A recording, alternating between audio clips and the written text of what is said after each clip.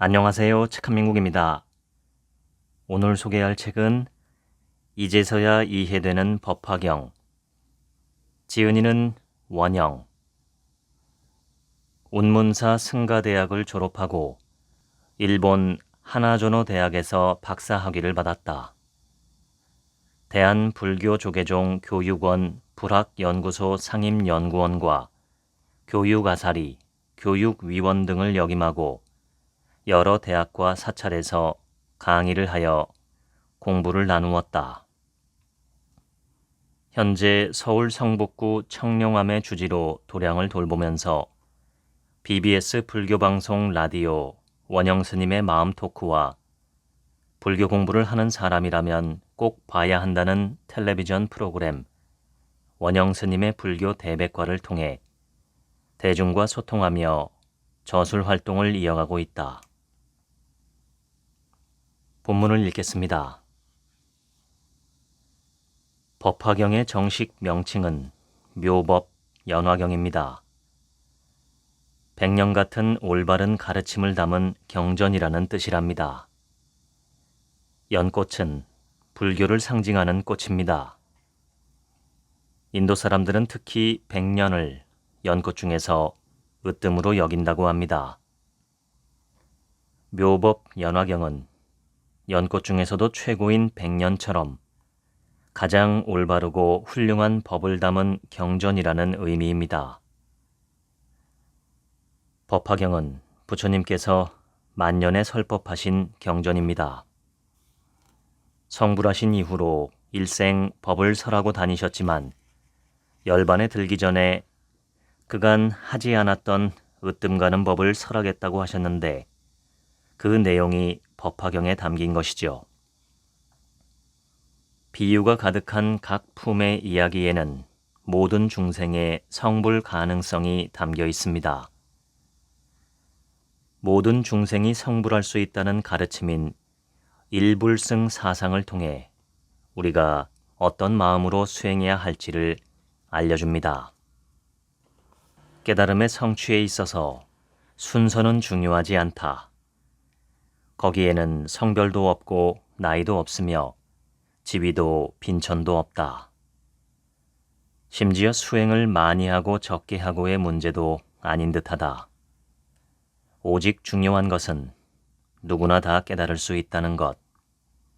우리는 그것을 믿고 따라갈 뿐이다. 부처님은 법화경을 꽤 늦은 시기에 설하셨다. 열반에 들기 직전 하루 동안 열반경을 설하셨고 그 전에 무려 8년에 걸쳐 법화경을 설하셨다.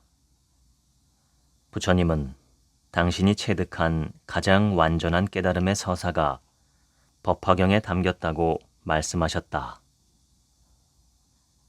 부처님은 많은 이들이 괴로워하는 이유에 대해 인간이나 인간 세상을 우리가 잘못 이해하고 있기 때문이라고 말해주셨다. 세상이 얼마나 무상한지 알아 집착을 내려놓고 모든 것이 서로 연결되어 있음을 제대로 알면 괴로움에서 벗어나 행복해질 수 있다. 소승불교의 수행자들은 부처님의 설법을 토대로 존재에 대해 분석하고 통찰하는 수행을 열심히 했다. 소승불교도로 분류되는 성문은 부처님의 가르침을 직접 들을 수 있었던 직계 제자들이 대부분이다. 그러므로 고, 집, 멸, 도의 사성제를 통해 열반에 이른다는 설명이 마땅하다. 한편 연각이나 벽지불은 홀로 수행하여 깨달음을 얻고자 하는 이들을 말한다. 그들은 존재에 대한 통찰과 수행을 통해 나름 깨닫기는 하지만 번잡한 세상을 외면하고 곧바로 열반에 든다고 한다. 그렇기에 대승불교에서는 홀로 깨닫는 이들에 대한 존경심이 덜한 편이다. 대승불교는 부처님이 열반하시고 기원 전후에 새롭게 등장하여 환영받았던 불교 사상인데 그들은 자비 실천을 통해 공덕을 쌓고 세상 사람들에게 관심을 가지며 함께 해야 한다는 생각이 강했다. 그러니까 이전에 출가한 이들은 불교 해석에 골몰하거나 혼자만의 해탈에만 관심을 둘 때 모든 중생이 이해하고 실천할 수 있는 불교를 이야기하며 일반 대중이 필요로 하는 불교로 발전한 것이 대승불교이다. 나는 요즘 젊은 스님이라는 말을 가끔 듣는다. 20, 30대 정말 젊었을 때는 젊다는 이야기를 많이 못 들은 것 같은데 50이 넘어서야 젊은 스님이라는 말을 들으니 웃음이 나기도 한다. 파블로 루이스 피카소는 동심을 찾는데 40년이 걸렸다고 했다. 부처님 법을 따라 산 세월이 40년쯤 되면 나도 불심을 제대로 찾을 수 있을까 생각해 본다. 부처님께서 사리불 존자에게 이르시길 모든 부처님의 지혜는 매우 깊고 한량없으며 그 지혜의 문은 이해하기도 어렵고 들어가기도 어려워서 모든 성문이나 벽지불이 알 수가 없다. 라고 하셨다. 당시 영취산에 모인 사부 대중도 어리둥절해서 부처님의 말뜻을 몰라 의심하여 물었다. 세존이시여, 대체 무슨 연유로 모든 법이 깊고 미묘하여 정말로 알기 어려운 법이라고 찬탄하시는 것입니까? 혹여 아직도 더 닦아나가야 할 도입니까? 하지만 부처님은 쉬 입을 열지 않으셨다. 말해봤자 알아듣지도 못하고 믿지도 않을 것이라며 3번이나 거절하셨다. 그렇게 청하고 거절하기를 반복하는 사이 놀라운 일이 벌어졌다. 대중 가운데 5,000명이 자리에서 일어나 떠나버린 것이다. 경전에서는 이들을 가리켜 증상만이라고 부른다. 아직 얻지 못한 것을 얻었다고 착각하는 자들을 부정적으로 일컫는 단어이다. 부처님은 그들을 붙잡지 않았다.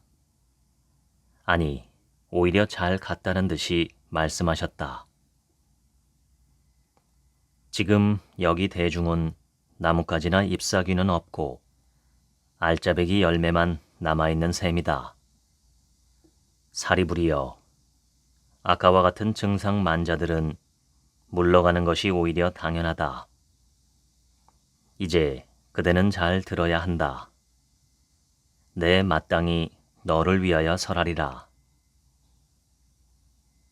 부처님은 5,000명의 제자들이 자리를 떠나자 사리불 존자에게 미묘한 법은 다 때가 되어야만 설하는 것이라고 하셨다. 모든 부처님이 세상에 오신 목적은 딱 하나다. 오직 중생제도. 중생들에게 부처의 지혜를 열어주어 본래의 청정함을 얻게 하기 위함이다. 모든 중생이 성불할 수 있다고 말하는 근거가 바로 법화경의 핵심인 일불승 사상이다. 승은 탈 것, 수레, 길 등을 의미한다. 일불승의 뜻은 모든 중생에게 궁극적으로는 오직 하나의 부처되는 길만 있을 뿐이라는 가르침이다. 성불의 길은 출가 수행자만 걷는 좁은 길이 아니라 누구라도 어떤 상황에서라도 최종적으로 깨달음에 이를 수 있는 길임을 알려준다. 혼자 가든 둘이 가든 중생의 숫자와는 관계없고 누가 먼저 깨닫든지 나중에 깨닫든지 상관없다. 오직 누구라도 크고 작은 불연의 공덕만 있으면 언젠가는 부처를 이룰 수 있다는 게 중요할 뿐이다. 삶에는 위험도 있지만 무한한 가능성과 방법이 있다. 우리는 마음먹은 대로 어떤 형태의 인간상도 될 수 있고 매 순간 그 어떤 선택도 할 수 있다. 언제나 선택지는 여러 개가 있고 미래는 열려 있다. 무한한 가능성이 우리 안에 내재해 있음을 부처님은 일불승이라는 단어로 일깨워 주셨다. 당나라 복주 고령사의 계현 스님 밑에 신찬이라는 상좌 스님이 있었다. 경전 읽기를 좋아하던 은사 계현 스님은 상좌도 경전을 잘 공부해서 자신의 뒤를 이어 법을 설하는 스님이 되기를 바랐다. 그러나 신찬 스님은 여기에 만족하지 않았다. 깨달음을 얻고자 은사인 계현 스님을 떠나 백장선사 문화로 들어가 부단히 정진했다. 깨달음을 얻은 신찬 스님은 다시 은사 스님이 계신 고령사로 돌아왔다. 여러 해 동안 소식이 없었던지라 계현 스님은 그동안 무엇을 얻었는지 제자에게 물었다. 신찬 스님은 아무것도 얻은 바가 없다고 대답했다. 실망한 계현 스님은 절에서 허드렛 일이나 하라고 시켰다. 어느 날이었다. 계현 스님이 문을 반쯤 열어두고 책상 앞에 앉아 경전을 보고 있었다. 그때 벌 한 마리가 방 안으로 들어왔는데 다시 나가려고 좌충우돌 부딪히며 애를 쓰고 있었다. 열린 문으로 나가면 되는데 닫힌 문에다가 몸을 부딪히며 헛수고를 계속하고 있었다. 이 모습을 보던 신찬 스님이 계현 스님에게 들리도록 한마디 했다. 문 열린 곳으로 나가려 하지 않고 창만 뚫으려니 어리석기 짝이 없네. 100년을 낡은 종이만 붙들고 애쓴들 어느 날에 벗어날 기약이 있으리요. 상좌의 깊은 깨달음을 눈치챈 계현 스님은 종을 쳐서 대중을 모았다. 그리고 신찬 스님을 법상에 오르게 하여 자신이 먼저 제자의 예를 갖추고 법을 청했다고 한다. 방편은 적절한 방법을 의미한다. 불교에서 말하는 방편은 중생을 깨달음으로 이끌기 위해 그때그때 근기와 상황에 맞추어 쓰는 수단이나 방법을 뜻한다. 방편은 중생을 구제하려는 올바른 목적을 가진 가장 적절한 수단을 말한다. 마치 병이 들었을 때 누구에게나 처방하는 똑같은 약이 아니라 각자의 병과 환자의 상황에 맞게 처방된 약이 곧 방편이다. 비유는 부처님의 말씀을 알기 쉽게 전하도록 도와주는 가장 좋은 수단이다. 초기 불교 경전인 법구경만 보아도 기막힌 비유가 나온다. 나쁜 마음을 가지고 말하거나 행동하면 괴로움이 그를 따른다. 마치 수레바퀴가 소의 발자국을 따르듯이 잠 못 드는 사람에게 밤은 길고 고단한 사람에게 길은 멀듯 진리를 모르는 어리석은 사람에게 생사의 밤길은 길고도 멀다. 어리석은 자는 한평생 현명한 이와 사귀더라도 진리를 모른다. 마치 숟가락이 국맛을 모르듯이. 어떤 나라의 한 마을에 큰 장자가 있었는데 나이는 많았으나 재물이 한량없고 전답과 가옥은 물론 시종까지 많았다. 어느 날 사면에서 한꺼번에 불이 일어나 방들이 한창 타고 있었다. 장자는 이렇게 생각하였다. 나는 비록 불붙은 집에서 무사히 나왔으나 아들들은 불붙은 집에서 놀기만 좋아하며 알지도 놀라지도 두려워하지도 않고 불길이 몸에 닿아 고통이 닥칠 텐데도 나오려는 생각도 하지 않는구나. 장자는 여러 아들에게 빨리 나오너라 라고 말하였다. 아버지가 아무리 재촉해도 아들들은 장난치기만 좋아하고 믿으려 하지도 않았으며 나오려는 생각이 없었다. 불이 무엇인지 집이 무엇인지 어떤 것이 타는 것인지도 모르고 우왕좌왕하면서 아버지를 슬쩍 쳐다보고 놀 뿐이었다. 장자는 이렇게 생각했다. 지금 내가 아들들과 함께 나오지 않으면 반드시 화를 입을 것이다. 방편을 찾아내어 아들들이 피해를 입지 않게 해야겠다. 아버지는 이렇게 말하였다. 너희가 좋아하고 가지고 싶어하던 희귀한 장난감이 여기 있는데 지금 와서 갖지 않으면 분명 후회할 거야. 양이 끄는 수레, 사슴이 끄는 수레, 소가 끄는 수레가 지금 대문 밖에 있어. 타고 놀기가 좋을 테니 불타는 집에서 빨리 나와봐. 아들들은 아버지가 말하는 장난감이 마음에 들어 서로 밀치고 앞을 다투어 불타는 집에서 뛰쳐나왔다. 부처님은 오로지 중생에게 맞추어서 이야기할 뿐이다. 여기서 중요한 건 위험에 처한 아이들이 일단 밖으로 빠져나오게 하는 것이니까. 자신의 욕망을 내려놓기 위해 절을 하고 어리석음을 일깨우기 위해 법회에 동참하여 법문을 듣고 참회하고 명상하며 깨어있는 상태를 유지하기 위해 독경하는 모든 것들이 성불의 방편이 된다. 법의 비는 언제나 평등하게 내린다.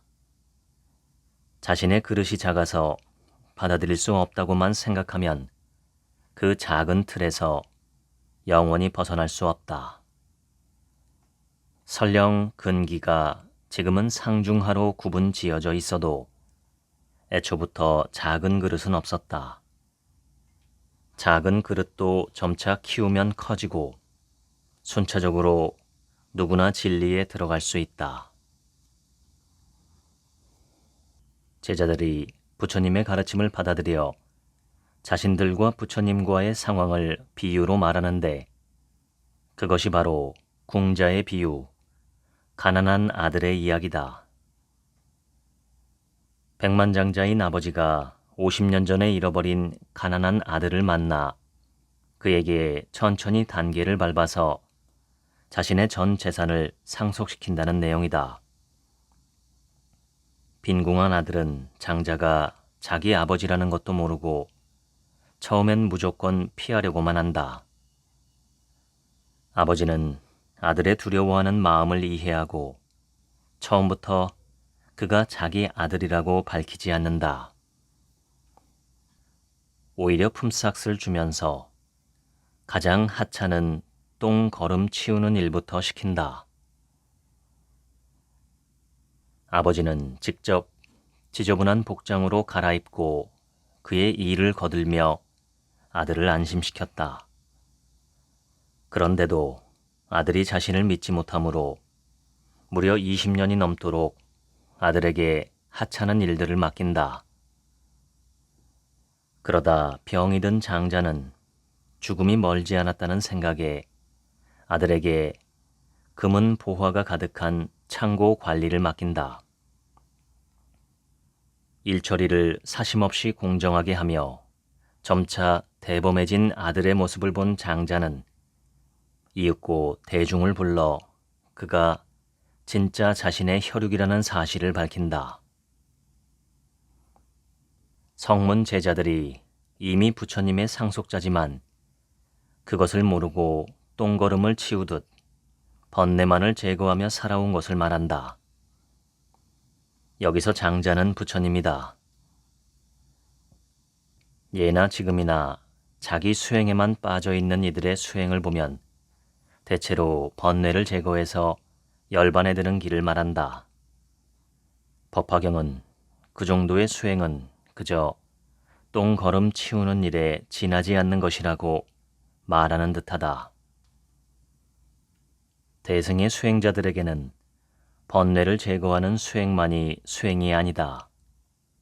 남을 도와 자비를 행하는 낱낱의 것들이 다 수행이다. 가만히 앉아 화두를 참고하는 것도 수행이요. 자신의 호흡을 관찰하고 행위를 바라보는 것도 수행이지만 생명을 돕기 위한 자비 실천이나 공덕을 쌓는 모든 것이 그들에게는 전부 수행이 된다. 대승 불교도들에게는 나의 삶만 중요한 것이 아니라 남의 삶도 똑같이 중요하다. 생명과 우주 전체가 모두 연결되어 있다는 것을 알기 때문이다. 깨달음을 몸과 마음만 갈고 닦아서 얻는 자기 해탈에만 한정시킨다면 그런 사람은 법화경의 가르침을 아직 모르는 것이다. 우린 절대 혼자일 수가 없다. 우리의 지향점은 소승이 아닌 대승이어야 한다. 이 세상의 산천초목과 갖가지 약초들은 저마다 이름과 형체가 다르다. 온갖 종류의 나무와 풀을 다 적실 만큼 큰 비가 내렸다고 하자. 그 비가 모두를 충분히 적셔 주었다면 어떤 모습으로 변할까? 모든 산천초목과 약초들은 제각각 자기 양껏 빗물을 빨아들여 나름의 성장을 이룰 것이 분명하다. 모든 대지를 다 적실 만큼 충분히 비가 내려도 산천초목은 크기나 종자에 따라 제각기 받아들이는 빗물의 양이 다르다. 똑같은 물을 주어도 풀이나 나무의 크기나 상태에 따라 성장 속도는 저마다 다르다. 이와 같이 부처님께서는 중생의 근기를 알아 그들에게 방편으로 각기 다르게 법을 설할지라도 그 설한 법은 저 비와 같이 모두가 평등하고 한결같아서 차별이 없다고 말한다. 비는 똑같이 내렸어도 받아들이는 각자의 그릇과 상황에 따라 달라지는 것이 맞다. 부처님은 중생들이 총명한지 어리석은지 부지런한지 게으른지 다 알고 그들에게 맞는 법을 설했다고 한다.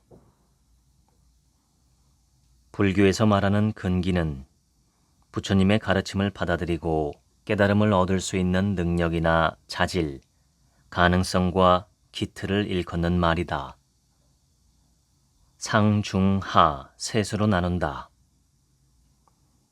산천초목이 똑같이 비를 맞았다고 해서 모두가 꽃을 피우고 열매를 맺지는 않는 것과 마찬가지로 근기의 차이에 따라 흡수하고 성장하는 정도도 다르다. 다만 본질적으로는 모든 존재가 평등하게 깨달음에 이를 수 있는 자격을 가지고 있음을 잊어서는 안 된다. 만약 어떤 문제가 해결 가능하고 당신이 그 문제를 해결하기 위해 무언가를 할 수 있는 상황이라면 걱정할 필요가 없다. 만약 해결이 불가능한 문제라면 걱정을 해도 소용이 없다. 따라서 어떤 경우이든 걱정은 이롭지 않다. 달라이 라마. 남편을 잃은 한 여인이 건강하지 못한 몸으로 성년이 된 딸과 함께 살았다. 둘 다 직장을 구할 수 없었던 탓에 그들은 가진 물건들을 하나씩 내다 팔아 생계를 이어갔다. 마침내 집안 대대로 내려오는 사파이어가 박힌 금목걸이마저 팔지 않으면 안 될 지경에 이르렀다. 어머니는 딸에게 목걸이를 주며 보석상에게 가서 팔아오라고 시켰다. 감정을 마친 보석상은 왜 팔려고 하는지 물었다. 어려운 사정을 이야기하자 보석상은 지금은 금값이 많이 내려갔으니 나중에 파는 게 좋겠다라며 돈을 조금 빌려주었다. 그리고 다음 날부터 보석 가게에 나와 자기 일을 좀 도와달라고 했다. 딸은 머지않아 훌륭한 보석 감정사가 되었다.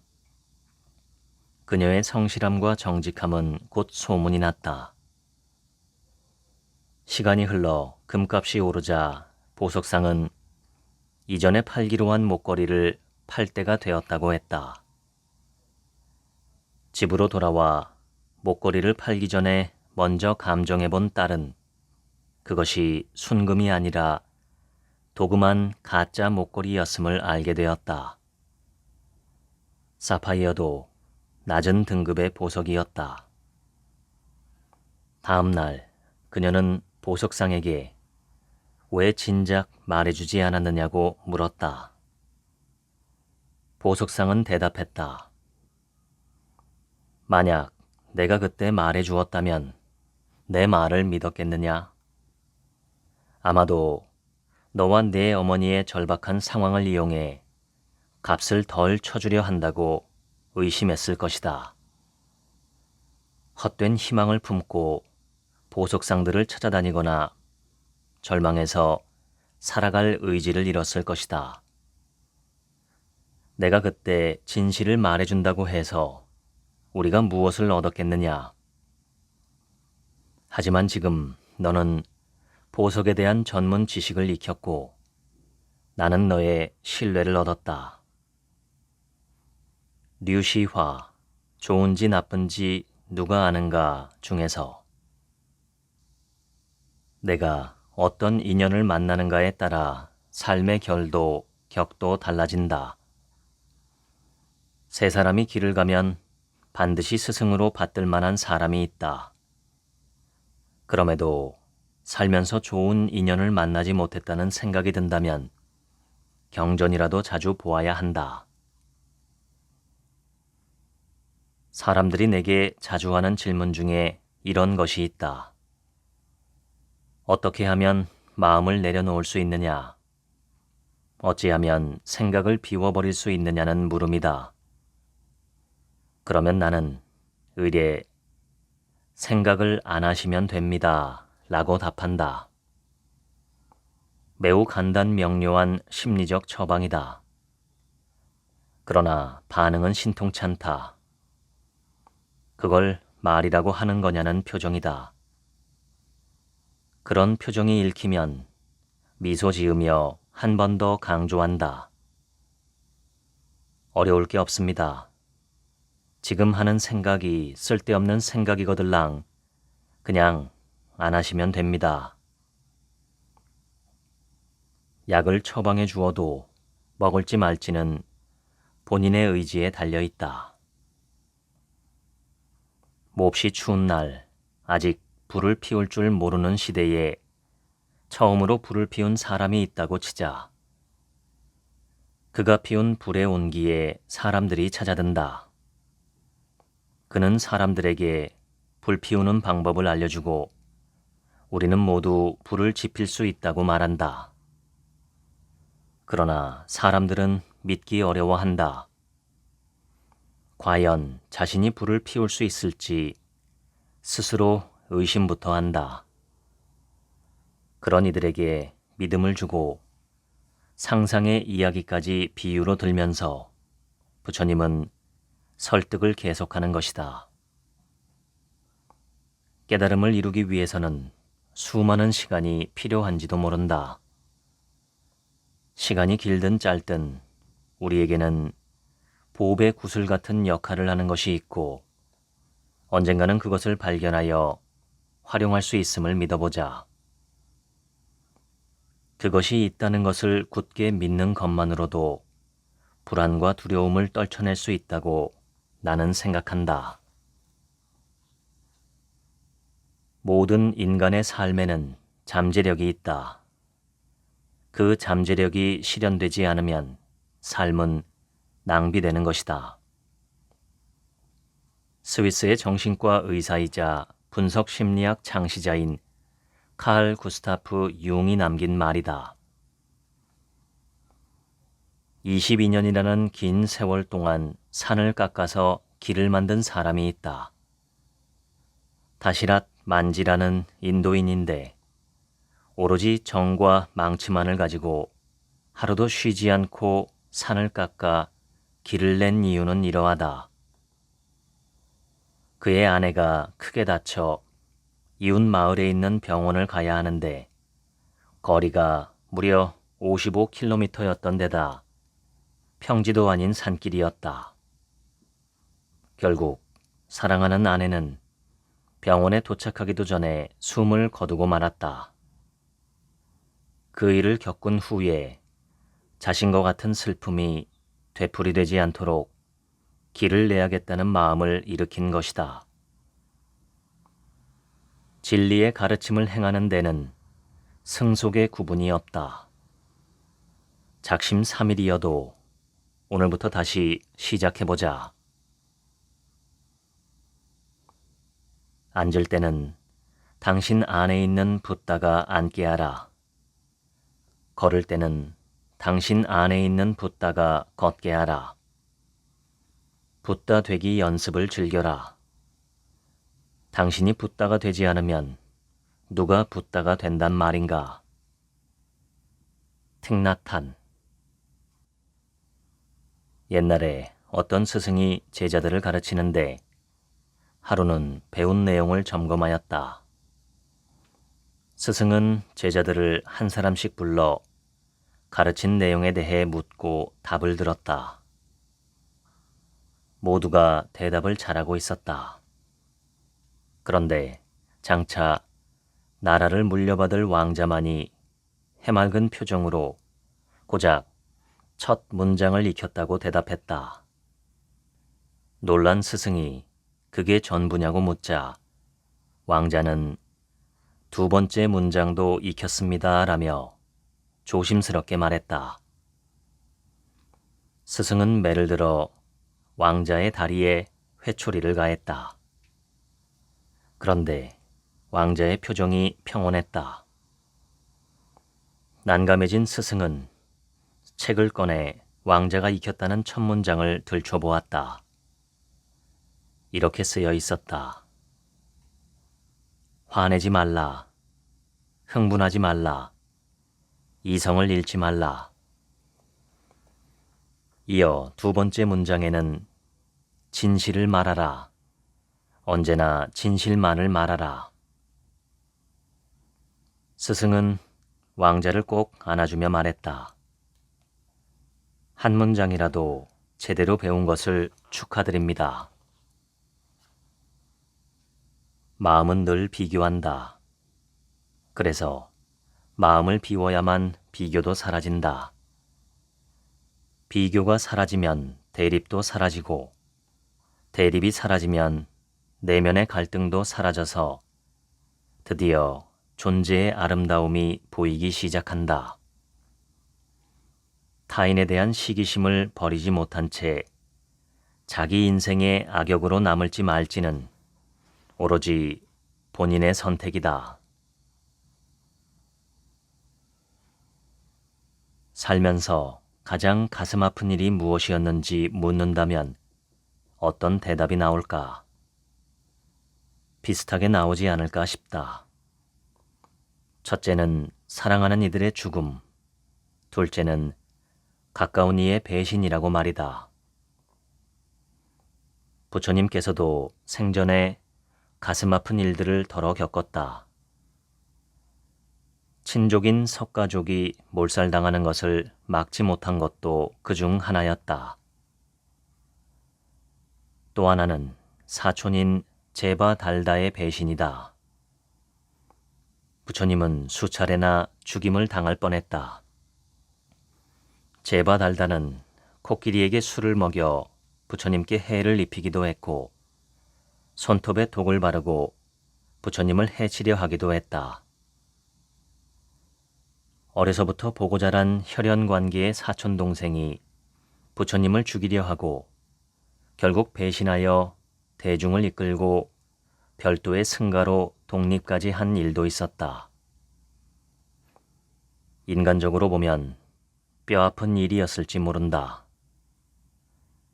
늘 가까이서 부처님을 모시던 아난존자의 형이 제바달다였으니 제바달다의 악행은 쉽사리 잊기도 어려웠을 것이다. 제바달다는 오직 부처님에 대한 시기 질투로 일생 불타올랐던 것 같다. 부처님은 이렇게 가슴 아픈 일들을 겪으면서도 그러한 업의 수레바퀴가 반복되지 않도록 하셨다. 원한을 원한으로 갚지 않고 용서하고 이해하며 비움으로써 업의 고리를 끊어버렸다. 자신을 죽이려 한 제바 달다에게도 부처가 될 것이라며 수기까지 내려주셨다. 법화경의 제바 달다 품에서는 아무리 나쁜 업을 지은 악인일지라도 결국 성불할 수 있으며 인간이 아닌 용의 자식이나 여성 역시 성불할 수 있음을 강조하는 특별한 내용을 담고 있다. 누구에게나 깨달음의 길은 열려 있다. 모든 존재는 그 자체로 충분하다. 인간이 아니어도 모든 생명 있는 존재들은 그 자체로 충분한 가치가 있다. 강인한 남자든 연약한 여자든 동물이든 곤충이든 그저 업을 가진 중생의 모습일 뿐이다. 우리가 바라는 깨달음은 어떤 특별한 체험이 아니라 늘 그 자리에 있던 우리의 근본 성품에 대한 발견이다. 모든 씨앗은 작다. 하지만 하늘 높이 자랄 수 있다. 그런 씨앗이 내 안에 존재한다. 우린 이 씨앗이 잘 자라도록 도와야 한다. 중생의 내면에는 부처와 동일한 꽃의 씨앗이 들어있다. 부처님은 이미 피어난 꽃이고 우리는 그 씨앗이니 우리도 앞으로 활짝 꽃피울 예정이다. 무한한 가능성이 우리 안에 내재해 있다. 인도 신화에 이런 이야기가 있다. 비슈누와 물 기르러 간 청년이다. 나라다라는 청년이 있었다. 하루는 그의 정성스러운 마음에 감응한 비슈누 신이 나라다를 찾아갔다. 믿음에 대한 보상으로 원하는 것은 무엇이든 주겠다고 말이다. 나라다는 환영의 세상인 마야의 비밀을 알려달라고 했다. 그 말을 들은 비슈누 신은 함께 여행을 떠나자고 권한다. 그들은 사막 위를 걷고 있었다. 비슈누 신은 목이 마르니 물을 구해오라고 나라다에게 시켰다. 나라다는 마을처럼 보이는 곳을 발견하여 들어가게 되었다. 첫 번째 집에 이르러 대문을 두드리니 눈부시게 아름다운 여인이 그를 맞이했다. 여인의 아름다움에 넋이 빠진 나라다는 비슈누 신의 심부름을 까마득하게 잊어버리고 만다. 여인과 대화를 나누다 어느새 사랑에 빠진다. 둘은 결혼하여 아이까지 여럿 낳았다. 세월이 흘러 12년이나 지났다. 장인이 세상을 떠난 후 나라다는 농장을 물려받았다. 가족과 함께 농장에서 보내는 삶은 더할 나위 없이 행복했다.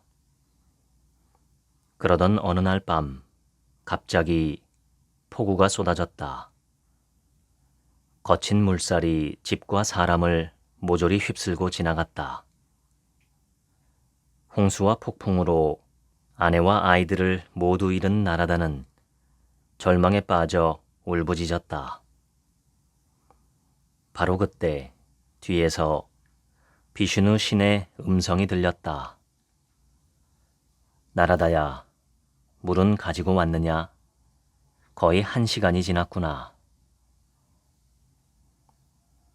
물을 기르러 갔다가 새 속에 휘말려 세월을 보내고 온갖 고통을 겪은 뒤에야 비슈누 신과의 약속을 떠올리며 돌아온 나라다였다. 그러나 비슈누 신은 그 모든 희로애락 속에서도 다시 내게 돌아온 그 마음이 바로 참된 믿음이라고 일깨워 주었다. 아무리 흔들리며 살았더라도 잠시나마 일으켰던 믿음이 결국 내 삶의 이정표가 되어준다는 걸 가르쳐 준 것이다. 이런 이야기들을 한 것은 우리가 일으킨 한 찰나의 믿음이 제자리로 돌아오게 만드는 씨앗이 된 거라는 생각에서이다. 모든 공덕의 씨앗은 믿음이다. 법화경의 공덕은 마치 끝없는 바다와 같아서 그 깊이를 다 헤아릴 수 없고 그 넓이를 다 걸을 수도 없다. 믿음은 그 바다에 첫 발을 내딛는 용기이고 수행은 파도를 헤쳐나가는 힘이며 함께 기뻐하는 마음은 서로를 비추는 달빛과 같다. 우리는 모두 관세음 보살의 귀를 가지고 있다. 내 마음이 열리기만 하면 세상의 고통 소리도 다 들을 수 있으며 그 소리에 응답하는 손과 발을 쓸 수 있다. 관세음 보살은 멀리 있는 존재가 아니라 고통의 소리를 놓치지 않고 귀 기울이는 이웃의 마음속에 있다. 우리가 서로의 목소리에 응답하는 순간 관세음 보살이 세상에 나타나는 것이다. 깨달음은 멀리 있는 것이 아니라 서로를 향한 작은 자비의 실천 속에 이미 깃들어 있다. 각 품의 내용을 정리해 보았습니다.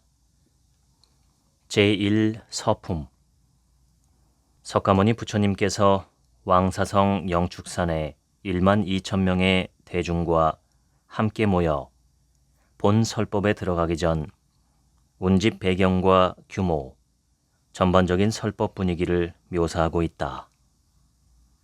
이곳에는 비구니들 뿐만 아니라 성문, 보살, 천인, 용, 야차, 아수라 등 여러 세계의 중생들이 모여 있었다. 이렇게 많은 대중이 모인 가운데 부처님께서는 설법하지 않으시고 어마어마한 광명을 보여주신다. 꽃비가 내리고 땅이 진동하는 등 상서로운 일들이 눈앞에 펼쳐진다. 제2 방편품 부처님이 지금까지 일생 설해온 삼승, 즉 성문, 연각, 보살의 가르침을 모두 방편이라고 밝히고 중생을 오직 일불승으로 이끄는 내용을 담은 품이다.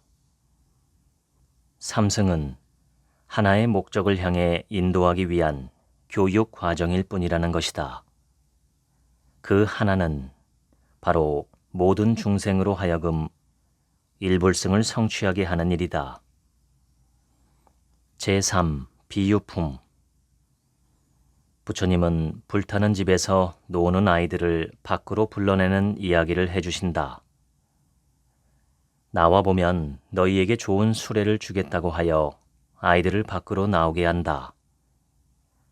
아이들이 불타는 집에서 무사히 빠져나오자 약속한 3가지 수레보다 훨씬 아름다운 커다란 흰 소가 이끄는 한 대의 수레를 탈 수 있게 해준다.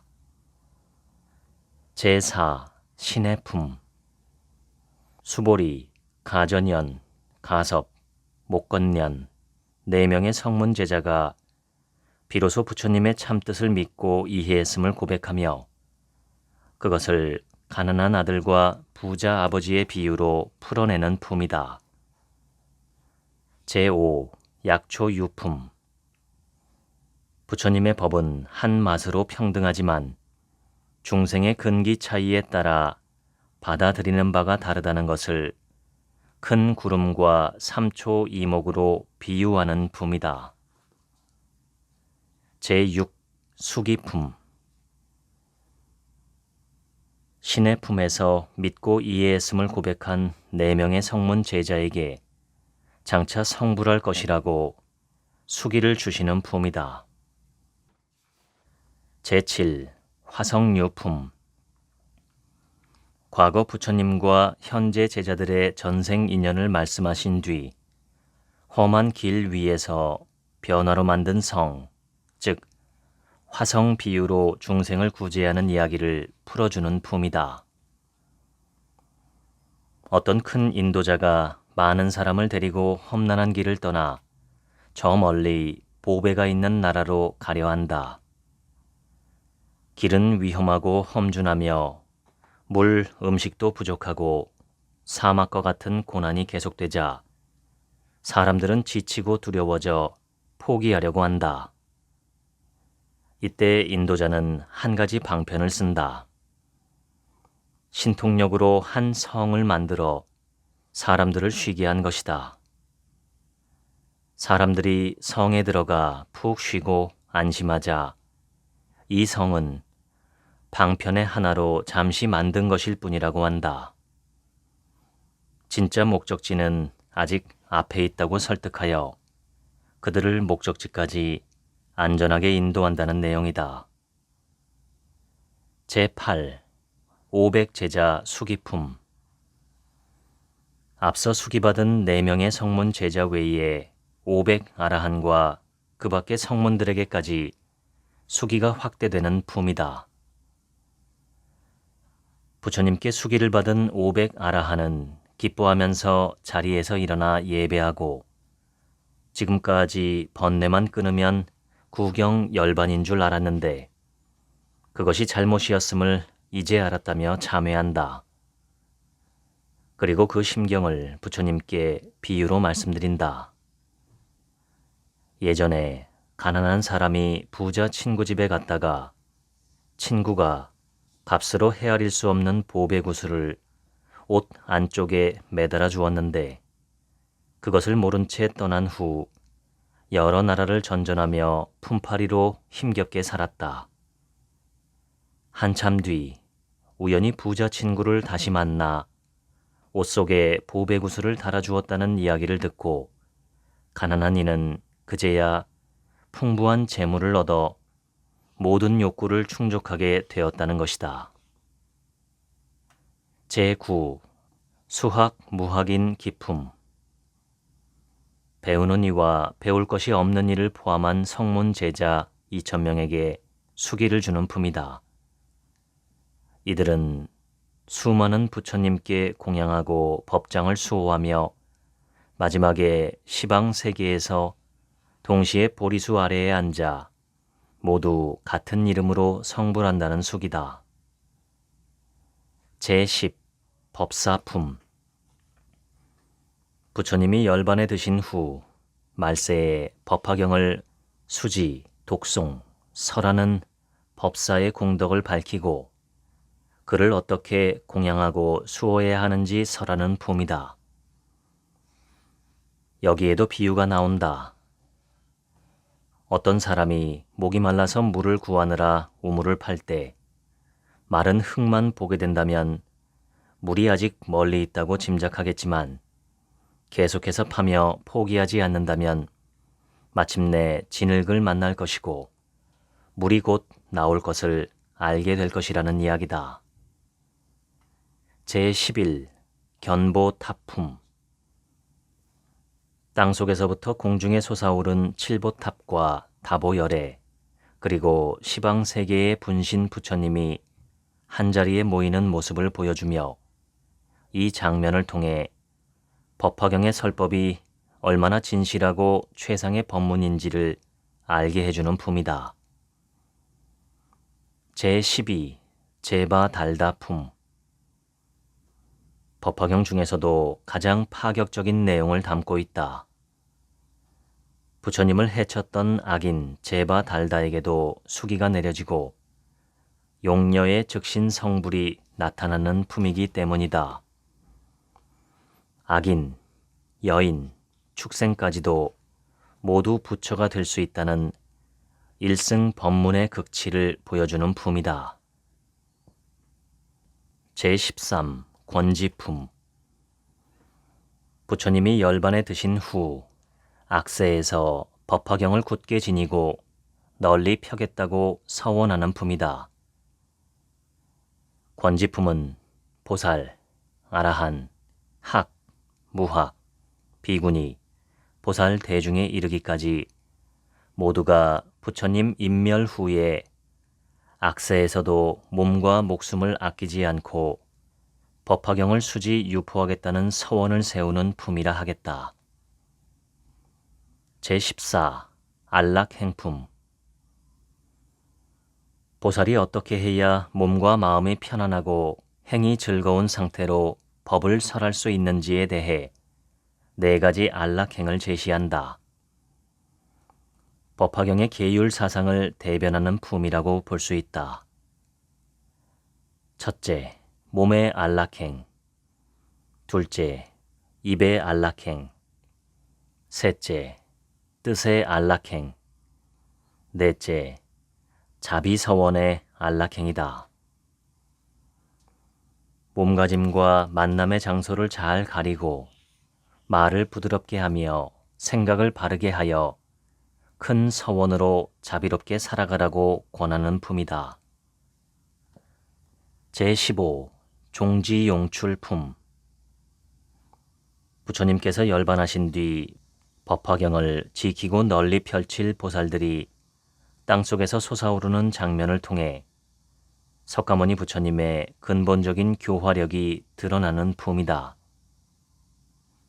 제16. 열의 수량품.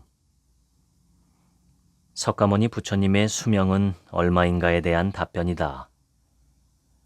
즉, 부처님은 한량없는 옛 과거부터 항상 이 세상에 계시면서 중생을 교화해온 법신부림을 밝히는 품이다. 제17. 분별공덕품.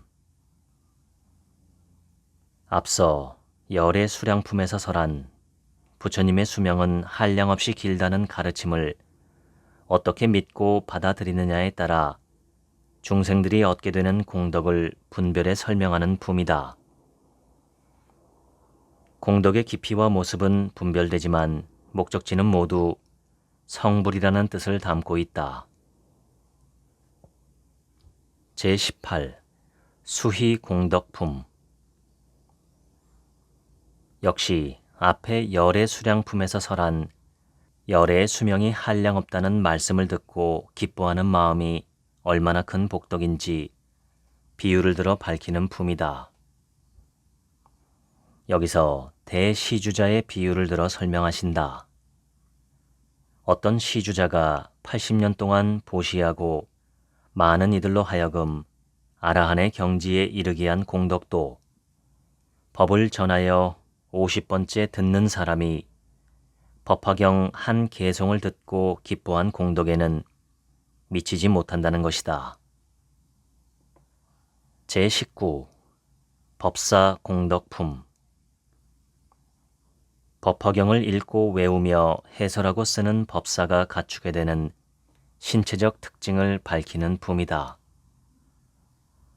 이 품은 법화경을 읽고 외우고 해설하고 쓰는 행위 자체가 곧 육군을 맑게 하고 지혜를 키우는 수행임을 보여준다. 제20. 상불경 보살품. 모든 이에게 예경하며 당신은 꼭 부처가 될 것이라고 말하는 상불경 보살 이야기를 담은 품이다. 제21. 열의 실력품. 석가모니 부처님의 초월적인 힘을 드러내어 시공간을 넘어선 존재임을 밝히고 앞으로 법화경을 전할 보살들에게 경전의 위대함을 강조하고 맡기는 품이다. 제22 총루품. 법화경의 가르침을 널리 유포하여 중생들을 이롭게 하라는 내용을 담은 품이다. 석가모니 부처님께서는 법좌에서 일어나 큰 신통력을 보이신 뒤 그곳에 모인 보살들의 이마를 오른손으로 어루만지면서 이 법을 널리 전하라고 하셨다.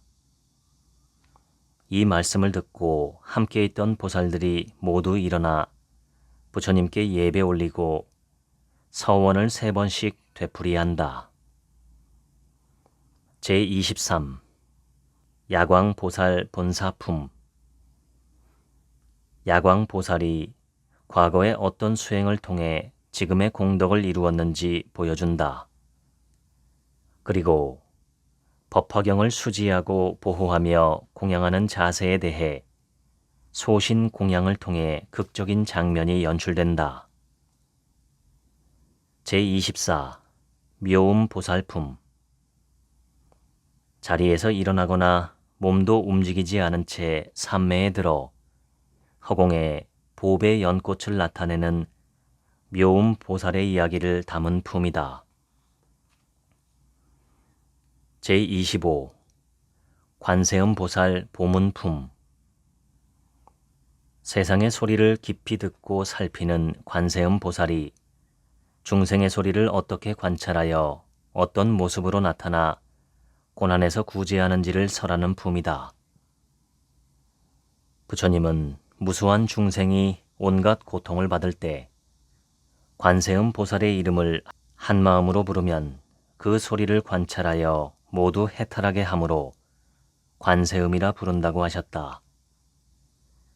관세음 보살은 중생의 괴로움을 살피고 그들의 부름에 곧바로 응하는 자비로운 보살이다.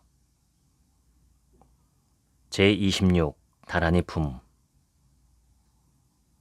통찰과 교화의 위대한 힘을 지닌 주문, 다라니에 관한 내용이다.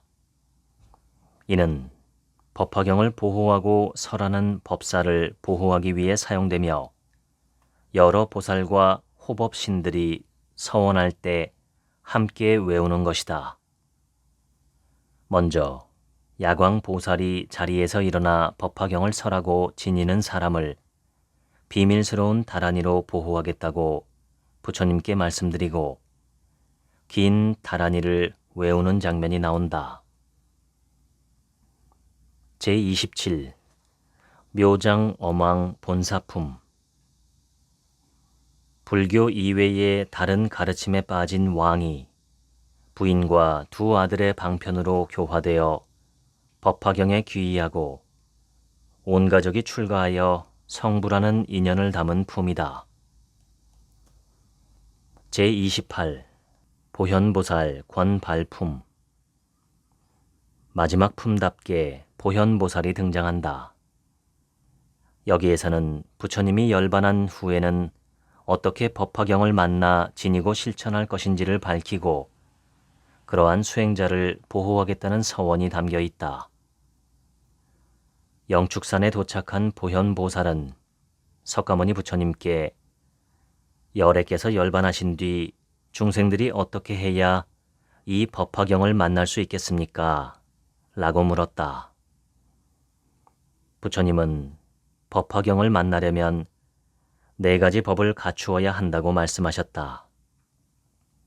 첫째, 부처님의 보호와 가피를 받을 것. 둘째, 선한 덕의 씨앗을 많이 심을 것. 셋째, 정정취, 즉 흔들림 없는 바른 깨달음의 경지에 들 것.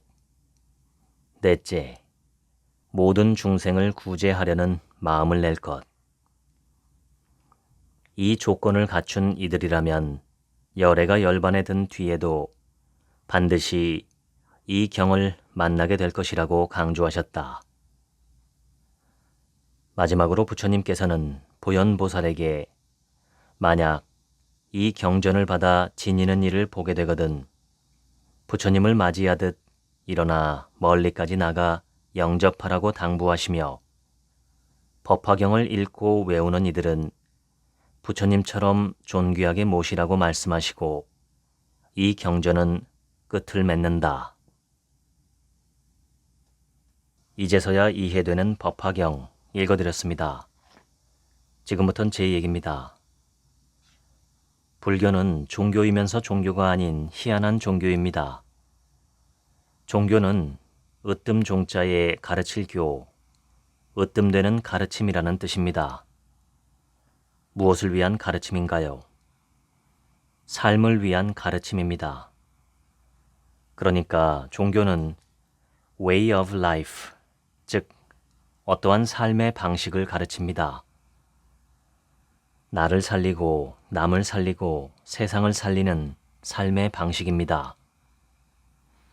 그런데 오늘날 세상을 보면 오히려 종교들이 갈등과 다툼과 전쟁을 일으키는 원흉인 경우가 훨씬 더 많죠. 아마도 그 종교의 근본 정신에서 벗어나서 인간의 욕심을 채우기 위한 수단으로 타락했기 때문은 아닐까요? 이것은 그 종교의 가르침이 나쁘기 때문이 아닙니다. 가르침을 잘못 받아들인 사람들 때문이지요. 오늘 소개한 책 이제서야 이해되는 법화경에서 가장 강조하는 핵심 주제가 하나 있습니다. 그것은 바로 우리 모두가 깨달을 수 있다는 것입니다. 깨달음의 정의는 사람마다 다르겠지만 보편적으로 깨달음은 더 현명해지고 더 지혜로워지고 더 인간다운 삶, 더 탁월한 삶을 살게 도와주는 정신적 진화를 의미합니다. 그러한 진화에 도달하기 위해 가장 중요한 것은 나도 거기에 도착할 수 있다는 믿음이라는 것이죠. 저는 인간 정신의 가장 큰 능력 중 하나가 믿는 능력이라고 생각합니다. 믿는다는 것은 지금의 현실과 다른 현실을 상상하는 능력입니다. 그리고 그 현실이 이루어질 수 있다고 생각하는 것이죠. 이것이 바탕이 되어야 행동이 시작됩니다. 인간은 누구나 정신이 있기에 누구나 깨달을 수 있고 누구나 더 현명해질 수 있습니다.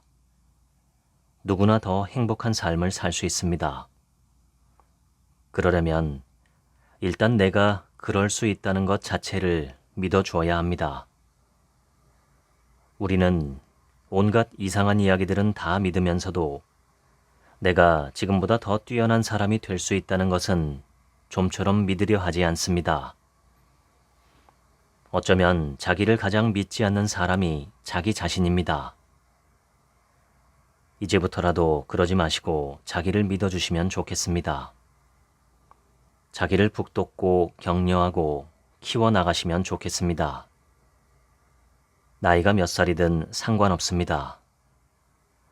한번 태어나고 죽는 것은 우리가 아무리 발버둥을 친다고 해도 바꿀 수 없습니다. 따라서 거기에 대해서는 신경을 끄고 지금 현재 나 자신의 가능성에 집중하는 것이 좋습니다. 세상에는 자기 자신을 과대평가하는 사람도 많지만 자기 자신을 너무 과소평가하는 사람들이 그보다 몇 배나 더 많습니다. 자기를 왜소하게 보지 마시길 바랍니다. 지금까지 책 한 민국의 하루치 생각이었습니다. 들어주셔서 감사합니다.